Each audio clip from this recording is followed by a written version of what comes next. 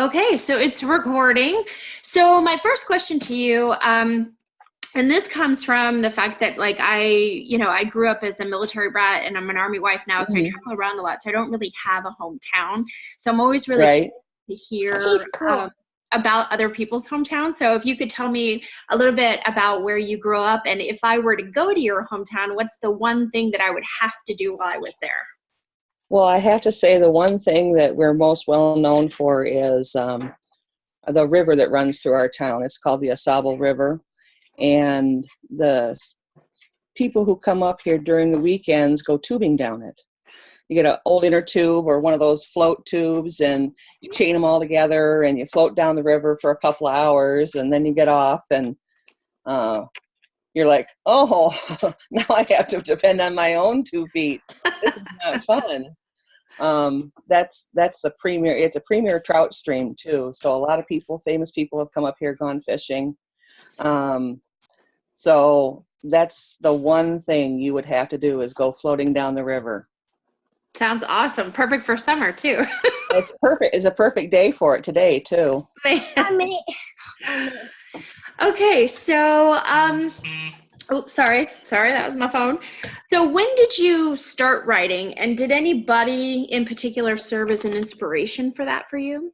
Um, I never really remember starting writing. I do remember a story I wrote in 5th grade. We had an assignment. The teacher gave us the teacher gave us a prompt, and we had to finish the story from there.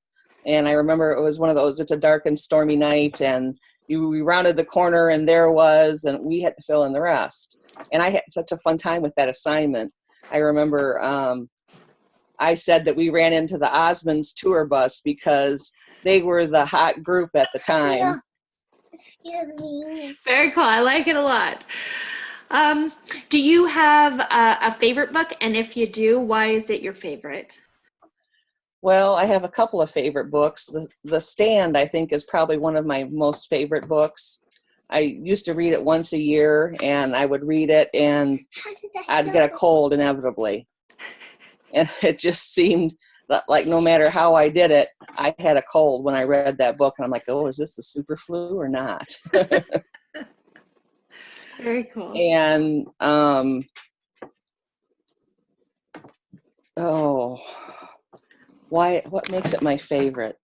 I guess I like it because he introduces so many characters, and you're thinking, where are all these characters going? I'm never going to remember all these characters. There's 100 characters here.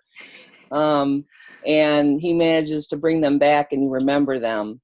And just the skill that he had with writing that book, I think, was fantabulous. I mean, and that's awesome to have as an example because I know, I've struggled with that trying to figure out like how many characters is too many characters, and how some people can introduce, I mean, I think I've read a lot, kind of like in writer communities and stuff where it says, oh, you can't have too many characters because the reader will get confused, but Right. obviously it can be done. Yes, obviously it can be done. Okay.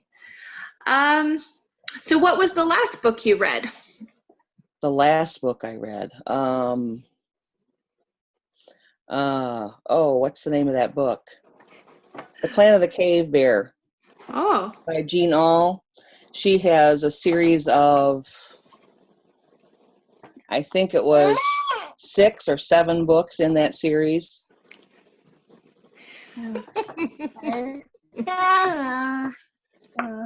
There was 6 or 7 books in that series, and in fact, had been talking about it, and I didn't realize there was another one out that she had put out that I hadn't heard about. So I went right away to the shelf and grabbed it because I was up at the library a lot at that time because I didn't have internet at home. So I grabbed the last book in the series. And it's like, okay, now how is she going to end this series? So it was really interesting. nice. What a surprise to find out there's another book. That's like, I think that's Yes. like every reader's dream, right? Oh, yes, exactly. Because she always left it with quite a cliffhanger, and you're like, is she pregnant or isn't she? Oh no. Is she going to get the horse back or isn't she? You know? Awesome. Okay. So So I did spend some time looking at your website, and I see that you've engaged in a lot of different kinds of writing. You've got flash fiction and short story and even some screenplay. And so I'm just curious, is there one of those that you like more, or one that's your favorite type of writing? I've really found that I enjoy the flash fiction because it's such a challenge to say, okay, I'm going to write a 25-word flash fiction. And you write it, and you got 27 words. So it's like, okay, where do I cut 2 words? Right. Trying to figure that out sometimes is a challenge, and I enjoy a challenge. I really did enjoy screenplay writing too, but I think the flash fiction beats it out. Yeah. I mean, and I know, like, in my experience with flash fiction, I feel like it just made me, like you said, a much stronger writer, because when you have to figure out how to say exactly what you need to say in as Right. few words as possible, it just strengthens your writing ability across the board. Oh, absolutely. Yeah, I kind of feel like everybody should try flash fiction at least once. All right, so this one is because, I joke with my friends all the time that I'm going to have like dinner for 12, and I name off all the famous people that I'm going to invite.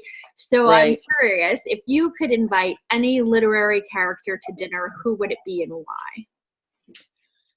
Oh, I don't know. There's so many of them. I guess because I'm talking about Stephen King, I think I'd like to invite Flag to dinner. And not necessarily from the Stand flag, but the flag from Eyes of the Dragon, because he uses that same antagonist in 2 different books. And it's just really interesting how he uses him. It's the same character, does the same type of stuff, hasn't really changed much. And it's interesting to see that same character being used in more than one book. So do you think in the book that you're thinking of, is he tamer? Is he a safer? Yeah, I think he is a little safer. He's Okay. still just as evil, but he doesn't have modern technology to help him be evil. That's plus, yeah. Okay.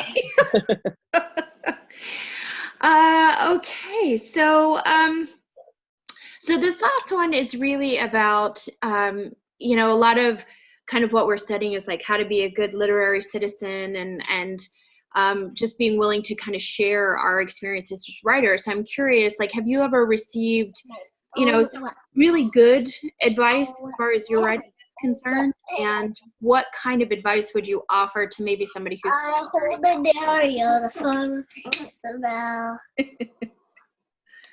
I've got a little singer in the background. I love it. The best advice I've received.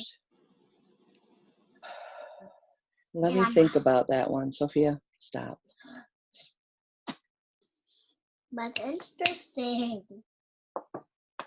We may have to re-record this. It's okay. No, I like the live. I love the live stuff.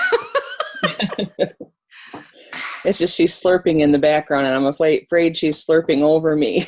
All right, I can hear you just fine. Okay, good. That's a good thing, because the microphone is facing me, not her. So.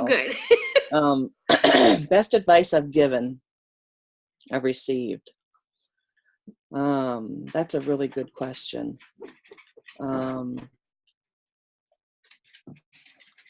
Best advice given. I don't know that I've had any best advice given. Fair. Because I really, best advice received, I can say I do have a good one for that. When I was in another class, I was working on my screenplay, which is also my novel. I've turned my novel or my screenplay into a novel. And someone had said to me, well, what if the aliens were allergic to the lavender that you have in your story? And I went, huh, boy, that changes things. And it really changed things a lot, because it brought my story right together. It was the reason for the title. It was the reason why they were able to escape, because the aliens were allergic to the lavender. It just brought everything right together, and I couldn't believe that I got that as just a piece of advice kind of thrown out there, from a fellow student. So. Well, yeah, no, I think that's awesome. And I think it's one of the reasons why, I see a lot of times writers are really kind of afraid to share their work, and, because they're afraid someone's going to steal it or people aren't going to Yeah. like it. But like, if you don't Right. share it, you don't get those awesome, creative tidbits from other people to help you improve your writing. That's an awesome example. Yeah, that is definitely some of the best advice. I wish I could remember who told me it now. I'd like to. I guess I'll just have to acknowledge her anonymously in the acknowledgments when I get my book published. Awesome. No, I love it. Okay, so that's all I have for you. I'm going to hit stop on the recording, and then we'll record the other side. Okay. Okay.